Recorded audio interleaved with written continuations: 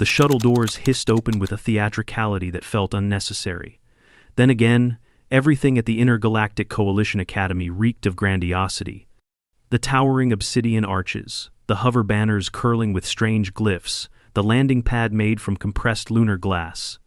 Jamie stepped out last, the soft thump of his boots drowned beneath the heavy stomps, shuffles, and squelches of 20 other cadets, each from a species older, and, by reputation, meaner than anything Earth had produced. No one looked at him, not yet. But he felt their eyes brushing against him like gusts of hot wind, curious, dismissive, and faintly amused. The welcome officer was some insectoid thing with a carapace that reflected the twin suns like burnished chrome. It barely paused, as it swept a multi-limbed gesture toward the new arrivals. Proceed through decontamination, species-appropriate sanitation, and initial intake. Assigned barracks and schedules will upload directly into your cortex ports or wristbands, depending on neurological compatibility. Humans, please proceed to the side room for analog data. A few of the larger cadets laughed. One, a leathery-skinned brute the size of a family car, snorted so hard a glob of mucus splattered across the floor. Jamie didn't blink. He followed the direction calmly, bag over his shoulder, spine upright. No chip in his wrist, of course. Earth hadn't signed off on neural sync yet. Too many lawsuits back home. Too many ethics boards. Inside the analog room, a medical unit scanned him in total silence, and a small drone affixed a polymer wristband with his ID, barracks number, and schedule. Height, 5'11". Weight, 152 pounds. Bone density, below average. Cardiac rhythm, resting 52 BPM. Stress response, mild elevation. Nothing that screamed threat. After that came the physicals. One by one, the cadets were marched through an open arena where various instructors ran them through drills and biometrics. Jamie waited his turn. The floor shimmered beneath his feet with temperature-adaptive panels, humming faintly as it recalibrated for species comfort levels. A spined Gorak twice his width completed a weight test by bench-pressing what looked like a small escape pod. A lanky blue-furred Fury danced through a motion routine like it was born with a metronome wired to its soul. When Jamie's turn came, the instructors barely glanced up from their tablets. Species, human. Earth-based biped. No known subdermal armor. Begin baseline test. The weight rack was laughable by comparison, starting at a measly 40 kilograms. He completed the sets methodically, no showboating. During the balance trials, however, one of the instructors tilted his head slightly. Jamie stood motionless on a pivoting gyroscope platform, eyes open, arms relaxed. Not even a sway. Core stabilization is impressive. For a human, the instructor muttered. He passed the motion drills easily, if unremarkably. His heart rate spiked only once when another cadet flinched nearby during a test, and Jamie's body, unthinking, slid into a sideways stance with one hand raised and the other poised near his hip. Reflexive guard formation, another instructor noted. Combat trained? Jamie didn't answer. By the time orientation finished and he'd settled into his quarters, a narrow bunk in a communal block with 6 other species, he was tired but alert. He'd taken mental inventory of every exit point, every angle of surveillance, and every cadet who had lingered a little too long when they saw him. Among them, one stood out. Crofthole, the Drexx. Massive, even by Drexx standards. His skin was a matte slate blue, thick like volcanic stone. Spiked protrusions ran along his spine and shoulders. He wore his cadet armor with unnecessary flair, shoulder plates slightly modified to add width, gloves reinforced with pressure caps. His species were renowned for their aggression, bred in the methane storms of Njahal, where only the strongest were permitted to spawn. Crofthole had already put 2 other cadets in the infirmary the week before Jamie arrived. He was also assigned to Jamie's barracks. The first night passed quietly. Then came the small things. A shoulder bump in the hallway, a misplaced tray that slid off Jamie's table during mess, a disapproving grunt every time Jamie answered a tactical question in class. Crofthole didn't speak to him directly. Not yet. Jamie never responded. Not once. He picked up his fallen tray, rebalanced his stance after the bump, corrected the class's tactical trajectory maps without pausing when Kravtol loomed behind him. He wasn't being noble, he just knew how this worked. Kravtol was waiting, for a crowd, for a stage. Jamie trained late when others slept. Not strength training, he wasn't going to outlift a Drexx. He focused on shadow work, tape work, and movement drills. Foot placement, elbow angles, balance under shifting gravity weights. Twice, a passing cadet noticed him moving across the mats like smoke and paused just a little too long. And once, he caught himself taping his knuckles like he used to do before tournaments back home. The scent of the adhesive brought memories of a rusted gym, of screams and applause under bare lights, and of his coach yelling in Thai from the corner. He tore the tape off before anyone saw. Then came the day. No clouds. Just two suns pounding down on the open training yard. Midday drills were wrapping up. Jamie was brushing off sweat with a towel, eyes scanning the sky, pretending not to feel Kravtol's approach. The Drexx stepped into his path. Human. Jamie looked up. "Kneel," Kravtol rumbled, "or I'll kill you where you stand." A hush settled over the yard. Dozens of cadets slowed or stopped. Some instructors turned, no one moved to intervene. Discipline test. Unscripted confrontations were allowed under Academy code, as long as a lethal outcome wasn't guaranteed. The idea was to promote resilience, cultural understanding, and real-time adaptability. Mostly, it promoted beatings. Jamie dropped his towel. Kravtol bared his teeth, rows of jagged bone ridges grinding together. "I'll give you one more chance, weakling. Kneel." Jamie didn't speak. He just smiled. Not wide, not cocky. The kind of smile born in back-alley gyms, when the pain stops registering and all that's left is motion and muscle memory. It didn't reach his eyes. The Drexx lunged. To the untrained eye, it looked like teleportation. One moment, Kravtol was standing. The next, he was swinging a massive arm at Jamie's head like a wrecking ball.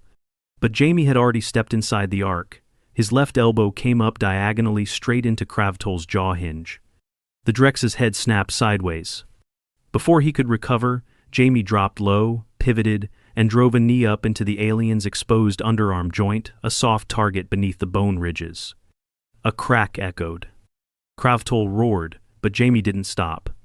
Elbow, knee, clinch, rotate. He moved like he'd trained for this his entire life, because he had.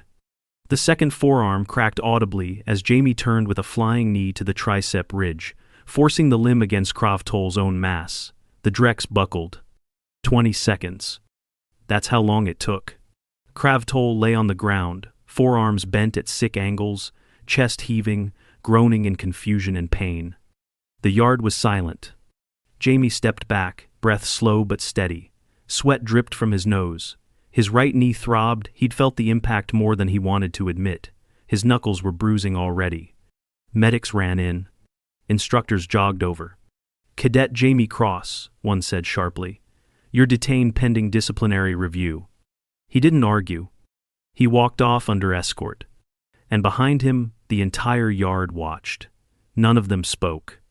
But something had shifted. They didn't see a human anymore. They saw something else.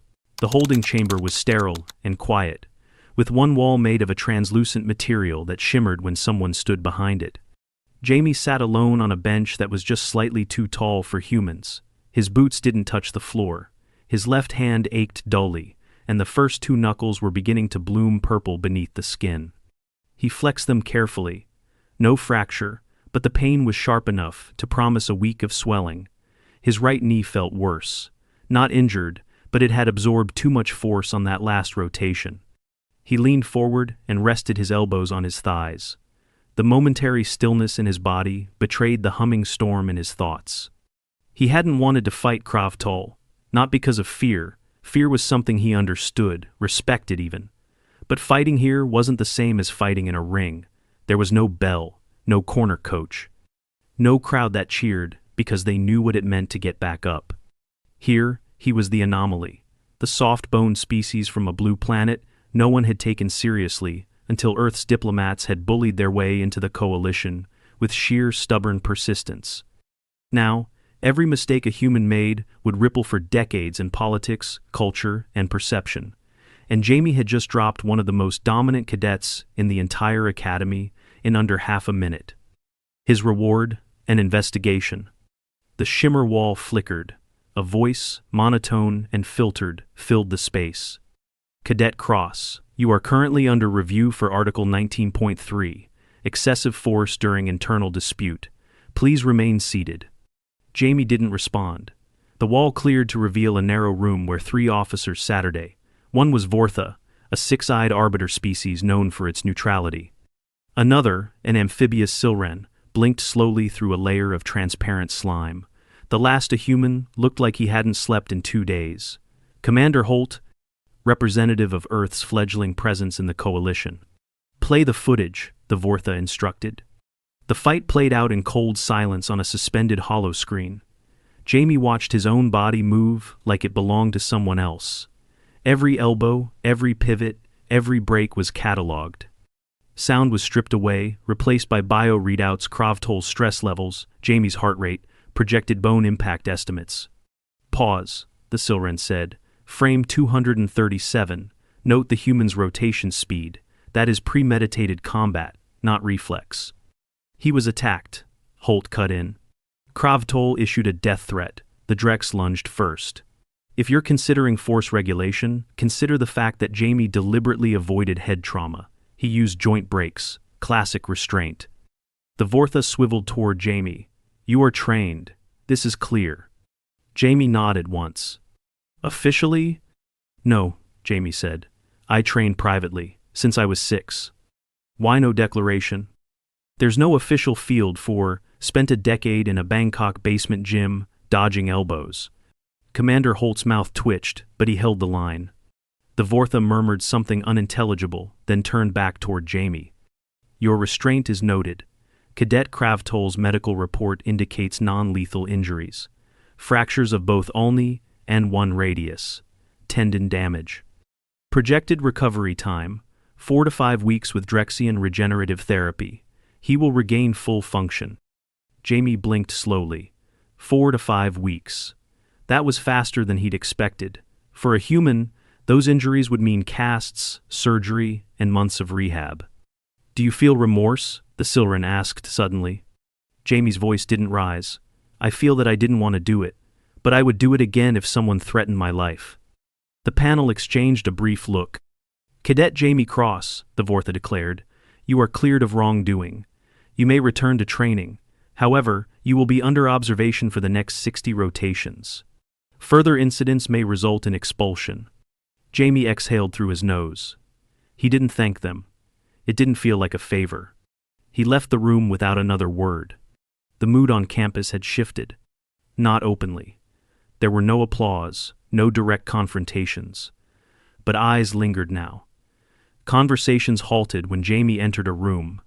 He caught the subtlest edge of caution in how some cadets gave him space, not fear, not yet, but wariness. Calculations being made. The Drexx contingent didn't approach him again. Kravtol hadn't returned from the infirmary, but whispers of his condition spread faster than official reports. Both arms, a fury hissed during mealtime. Clean breaks, he screamed, added a wide-eyed Techeri cadet with vibrating antennae. He didn't scream, Jamie muttered. Not quite loud enough for them to hear. He grunted, like a stuck engine. The first few nights back were the hardest. Jamie's bunkmates said nothing, but the tension was heavier than the room's recycled air. No one sat next to him during lectures.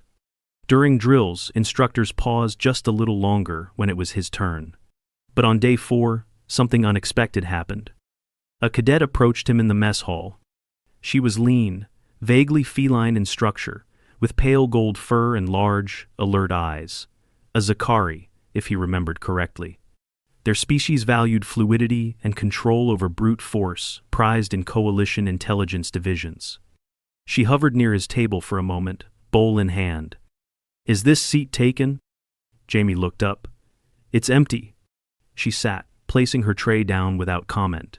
For a full 2 minutes, neither said anything. Then, what was that technique?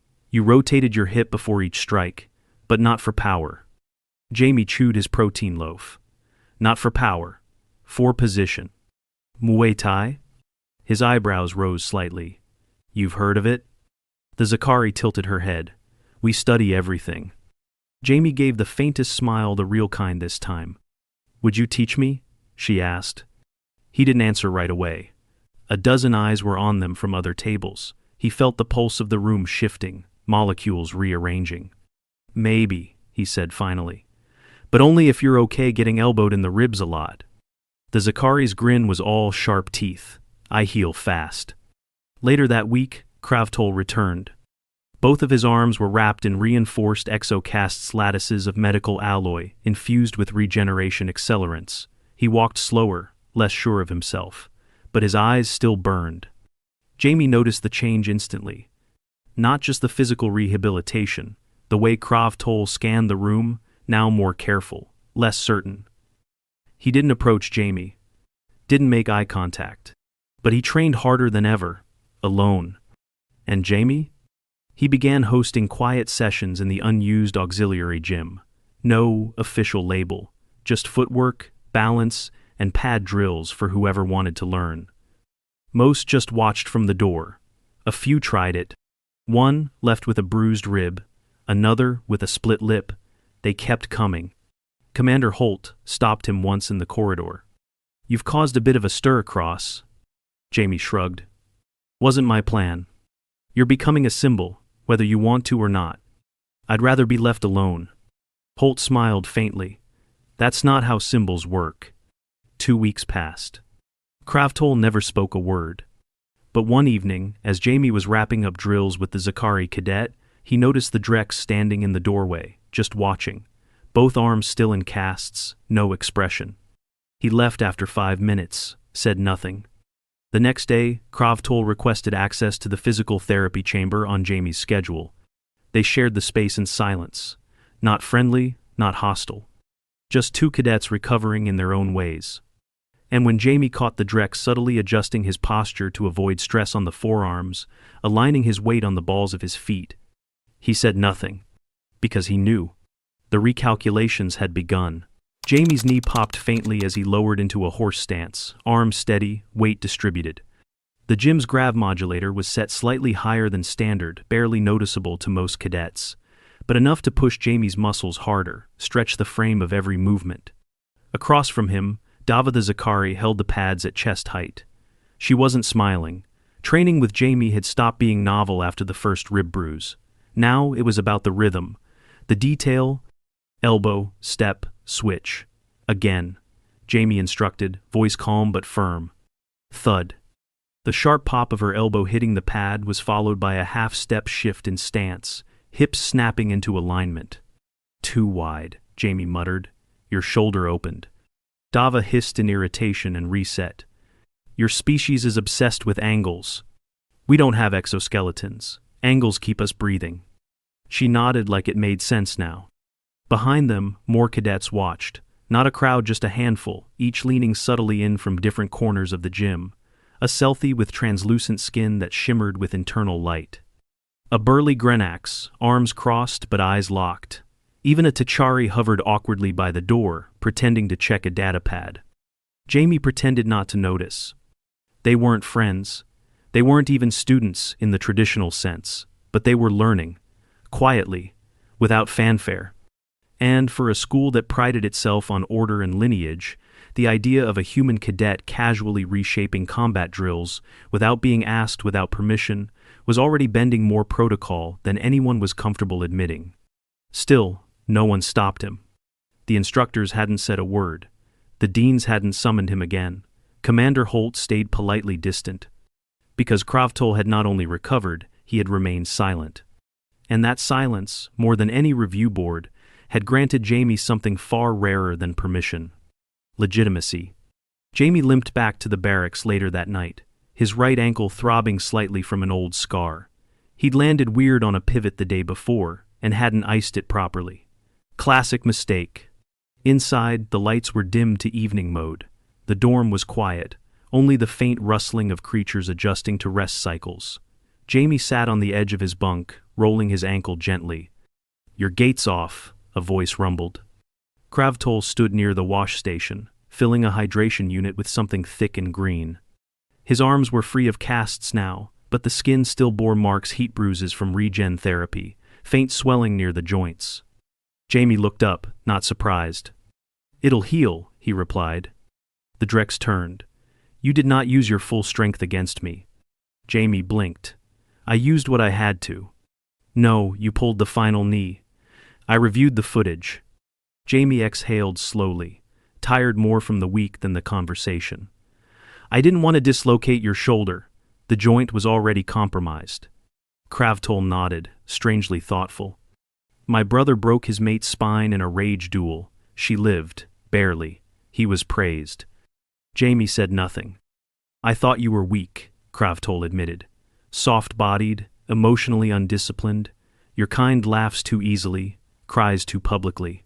"We are emotionally undisciplined," Jamie said. "Sometimes that's the only thing that keeps us alive." The Drexx tilted his head. "I do not understand." Jamie reached for his med kit, began wrapping his ankle. "You've got armor under your skin, redundant organ systems, biological fallback routines. We've got skin and panic and pain. That's what we learn to move through. Emotion isn't a flaw. It's a warning system." Kravtol stared at him for a long time, eyes unreadable. "I feared death for the first time in a long time, Cross." Jamie looked up, surprised.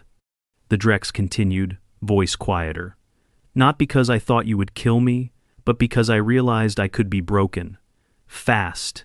In front of others. And that kind of death is harder to recover from." Jamie tied off the wrap and stood. "You're recovering." "Yes," Kravtol said, a strange note of humility in his voice.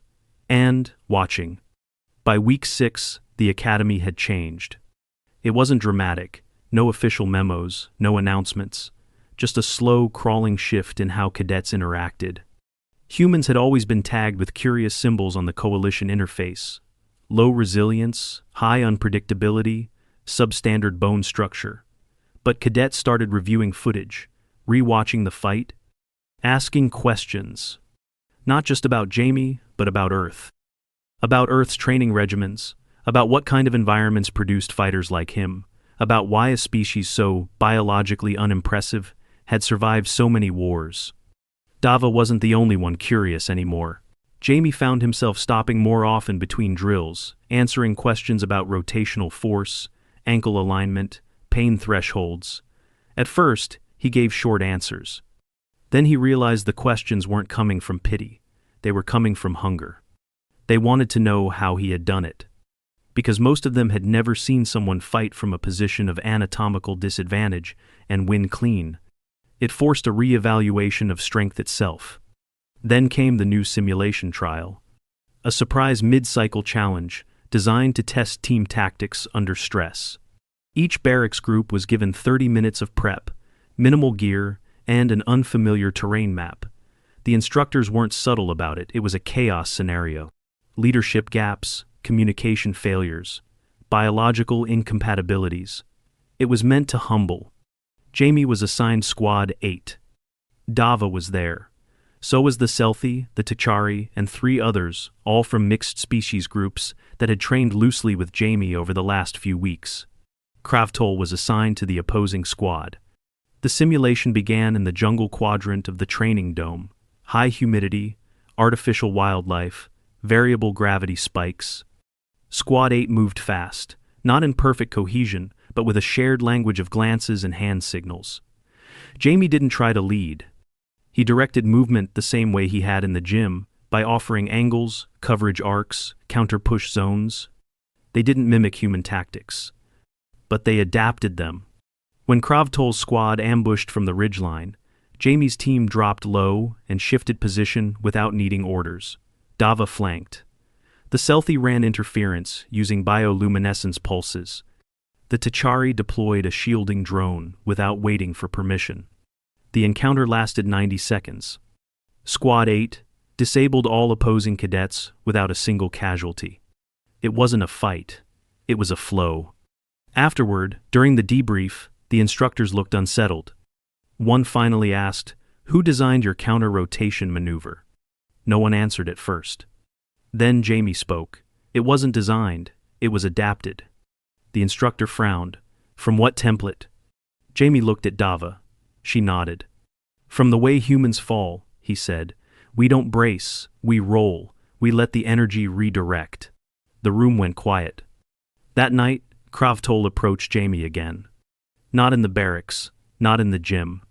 On the outer deck, where cadets sometimes went to be alone under the twin moons, Kravtol stood beside him, silent for nearly a minute. You've reshaped our tactics. Jamie shrugged. Just suggestions. No, you made us think differently. You made me think differently. Jamie turned, arms crossed. Why are you really here, Kravtol? The Drexx shifted his weight, gaze distant. I want to learn, from you, if you will teach me.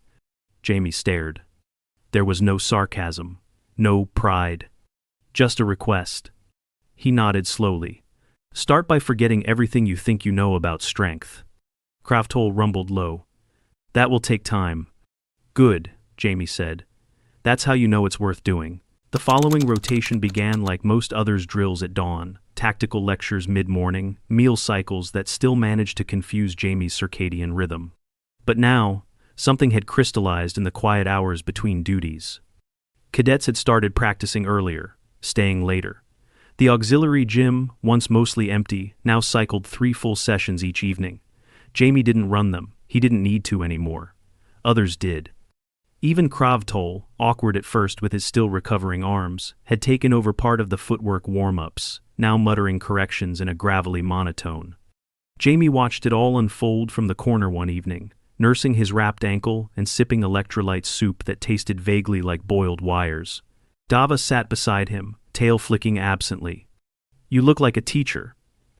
Jamie snorted. I look like someone who forgot to stretch before clinch drills. She grinned. That too. Across the mat, 2 cadets from different worlds, a spindly Avrian and a compact Grenax, worked through a knee-elbow combo.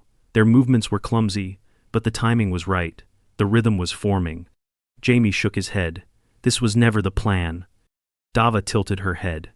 You didn't plan to shift the entire Academy's perspective on your species? I planned to keep my head down, get through the cycle, and avoid getting flattened by something with claws. Well, she said, you failed at that. They sat in silence for a while, the sounds of movement and focus filling the space. Then Dava added, more softly, I think about what you said, about how humans fall, and how you turn that into motion. Jamie's smile faded into something smaller, more thoughtful.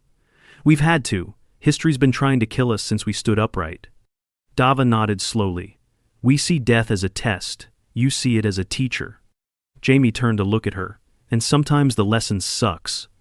The Academy issued a notice that same week, an inter-cadet exhibition, hosted on the grand days, normally reserved for formal challenges or senior demonstrations. It was rare for first years to be invited, but this cycle had been unique. Jamie received the invitation late one evening. It wasn't a competition, not officially, just a demonstration of cross-species tactical applications. Joint performance, control, collaboration, the Coalition's favorite buzzwords. He stared at the message on his wristband for several long seconds, unsure if it was a test or a reward, maybe both. He accepted. The day of the exhibition dawned under a sky the color of molten brass. Cadets from across the Academy gathered in tiered seating, instructors, off-world visitors. Even a few high-ranking Coalition officers, whose uniforms gleamed like starlight. Jamie stood in the staging bay with Dava and Kravtol, along with 4 others from their now loosely formed circle. The Academy hadn't labeled them a team, but the barracks had already started calling them Unit Echo. Jamie stretched slowly, breathing through the slight pull in his healing ankle. It wasn't perfect, but it would hold. Cadet Cross, one of the instructors called. You're leading this demonstration. Do you accept? Jamie hesitated. Then he nodded. I do. He wasn't sure when he'd become their leader. He hadn't asked for it. But he was beginning to understand that leadership, like fighting, was mostly about timing, pressure, and the willingness to take a hit so others didn't have to. The platform lights brightened as the team stepped onto the dais. The observers quieted. A commentator began narrating some dry explanation of the drill scenario. simulated extraction under enemy pressure, mixed terrain engagement. Jamie didn't hear it. He only felt the heat of the moment, the electric stillness before a storm. Then, the signal. They moved. It wasn't a dance, but it was close. Dava swept wide, clearing angles. Kravtol anchored the center, taking simulated fire and holding position like a stone column. Jamie led through the middle, cutting lines with precision, using every elbow and knee, not to dominate, but to shape the flow. Redirect, disrupt. Each member of the squad moved like they'd trained together for years, not weeks. When the final obstacle collapsed, and the last hostile blip dimmed from the simulation feed, the platform lights cut. Silence. Then applause. Muted at first, then louder. A kind of applause Jamie hadn't heard before, not polite, not surprised. Respectful. The commentator said something about the value of adaptive tactics and human fluidity. Jamie didn't hear that either. He was looking at Kravtol, who gave a single, respectful nod. And Dava, whose grin spoke more than words. When they stepped off the dais, no one blocked their path, no one looked down. Eyes met theirs curious, yes, but no longer skeptical. For the first time, Jamie felt less like an anomaly, more like a part of something shaping the future. Weeks passed. The academy cycle continued. Exams, trials, training evolutions. But Jamie noticed the patterns. New cadets watched Echo Unit with sharp eyes. Instructors asked him to run feedback sessions. A coalition ethics officer cornered him after a seminar to ask about Muay Thai's cultural origins. Jamie answered politely, skipping the grittier parts about bloody gyms and childhood trauma. He'd begun sending reports back to Earth's liaison council. Not formal dispatches, just notes. Observations, cultural insights. And in return, they sent him a gift. A small, well-worn pad of hand wraps. Cloth, not synthweave. The kind that frayed with time and held the smell of years. His old wraps. Shipped from his Bangkok gym. Jamie held them for a long moment in his bunk, thumb brushing the edge of the tape where Coach had written "Fuk fungi train the heart." He wrapped his hands again, slowly. The last evening before rotation break, Kravtol joined Jamie on the upper terrace, overlooking the training grounds. "The academy is changing," the Drexx said. Jamie nodded. "You think it's for the better?" Kravtol considered. "I think it is becoming less afraid to learn from the unexpected." They stood in silence. Then Kravtol added, with something like humor, "I still think you are fragile." Jamie chuckled. "I am. You broke both my arms. You're lucky I pulled that knee." Kravtol grunted. Jamie looked out at the stars overhead. "You know what I hate? Many things, I suspect. I hate that it took a fight to make them listen." Kravtol nodded. But they did listen. That was true. The academy had listened. Not because of a speech, not because of politics. Because a quiet, skinny boy from Earth didn't kneel when he was told to. Because he smiled. Not to taunt. But because he'd already survived worse. And now, everyone knew. You don't measure strength in size. Or species. You measure it in what you're willing to stand for. Even when your bones bruise. Even when you're outnumbered. Even when your voice shakes.